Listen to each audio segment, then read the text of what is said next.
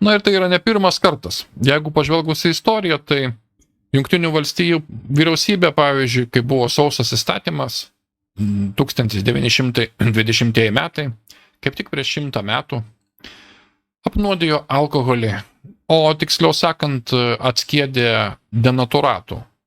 Prigirdė savo tautą denaturatų. Ir buvo daugybė mirčių, buvo daugybė hospitalizacijų, reiškia, dėl to, kad žmonės masiškai apsinuodydavo šituo denaturatu.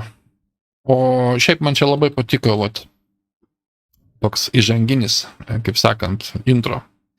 2021 metais daugybė sveikatos profesionalų manė, kad vyriausybė darė per mažai, kad kovotų su COVID-19 ir kad jos, kaip sakant, apribojimų įvedimas ir reguliavimų būtinas tam, kad kovoti su sklidimu, yra per daug laisvas.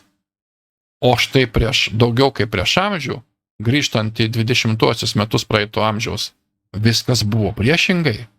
Tada dauguma sveikatos profesionalų manė, kad vyriausybė padarė per daug ir stipriai per daug. Ir, kaip sakant, pademonstravo per daug didelės volumą kovoje prieš alkoholio vartojimą. Kaip pavyzdys buvo vyriausybinės tyčinis užnuodijimas alkoholio, kaip sakant, gerėjams ir jie žinojo, kad jis bus suvartotas publikos.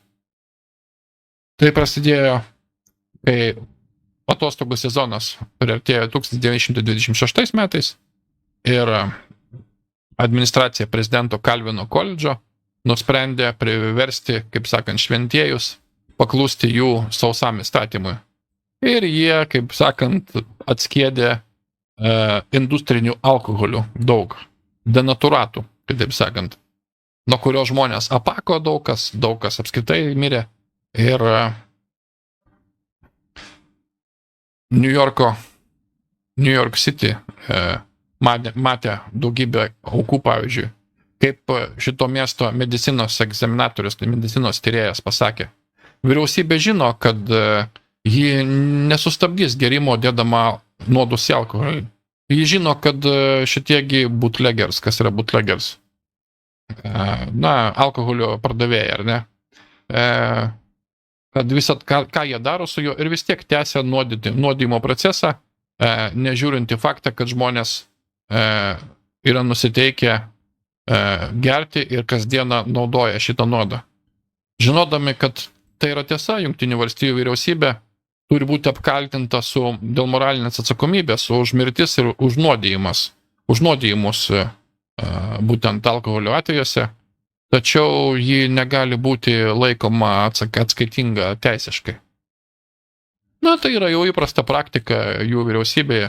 Tai jau yra po centrinio banko įvedimo, apskritai sausasis įstatymas ten buvo didžiulė istorinė klaida. Tai, iki ko jisai privedė, tai iki visiškos šizofrenijos ir banditizmo suklestėjimo, reiškia, ir tokių kastų atsiradimo, kurių nebuvo prieš tai niekada ir niekur.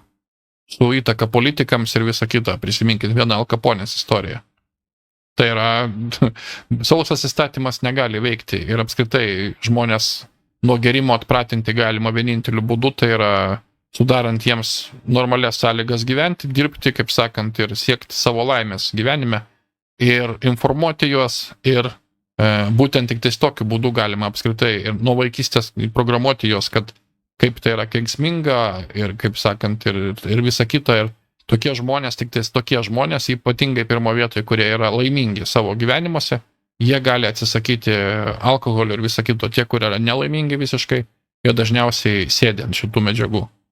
Ir tai yra labai tiesiai susiję su psichika, su silpnumu žmogaus.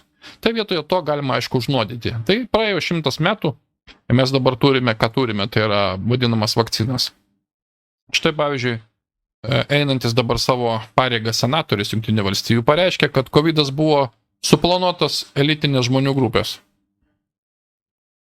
Taigi, šis senatorius, kuris yra palaukit Johnsonas, man atrodo, tai užmiršau netgi pavardę, jo nušakęs.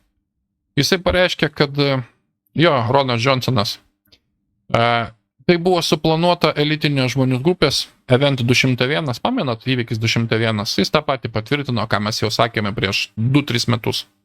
Tai yra labai kelinti susirūpinimą, reiškia, atvejis, kalbant apie tai, kas toliau yra planuojama mūsų laisvės praradimui. Mes esame susidūrę su labai galinga žmonių grupė, jis pasakė. Per savo interviu su Fox News host, tai yra vedėja Marija Bartiromo, Johnsonas pareiškė, kad labai galinga žmonių grupė tyčia sukūrė pandemiją tam, kad perimti kontrolę virš mūsų gyvenimų. Johnsonas susiejo savo tariamą, kaip sakant, įvykių eigą su įvykiu 201, kuris įvyko spalio 18 2019 metais John Hopkinso centre sveikatos apsaugai, partnerystėje su Pasaulio ekonomikos forumu, su Billo ir Melinda Gates fondu, kur buvo vykdomos pratybos New York Cityje. Įvykis įvyko vos kelias savaitės prieš pradinę COVID-19 bangą iškilusią Kinijoje. Ir jisai būtent pabrėžė kooperatyvinės priemonės tarp vyriausybių, privačių struktūrų ir globalistinių organizacijų, atsakant į pagrindinę pandemiją. Jos deklaruotos tikslas buvo susitvarkyti, atrasti, kaip sakant, susitvarkymo būdus su plačiomis ekonominėmis, socialinėmis pasiekmėmis per ir po pandemijos. Tai buvo viskas iš anksto suplanuota elitų, grupė žmonių, jis pasakė.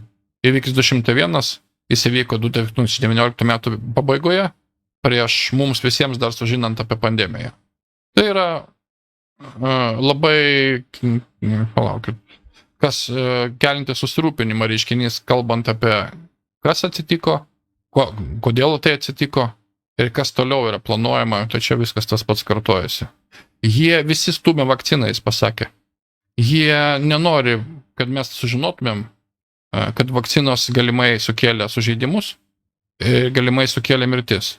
Tiek daug žmonių paprasčiausiai nenori pripažinti, kad jie klydo ir jie daro viską, ką jie gali tam, kad užtikrinti, kad jie nebus įrodyti klystantis. Mes esame susidūrę su labai galingi grupė, jisai pasakė. Sėdintis Jungtinių valstijų senatorius pasakė šitą dalyką per, kaip sakant, interviu Fox News. Tai nėra suokalbių teoretikas kažkoks, tai yra valdžios atstovas iš Senato Jungtinių valstijų. Čia su tokiu teiginiu, su tokiais pasisakymais galima į teismą eiti.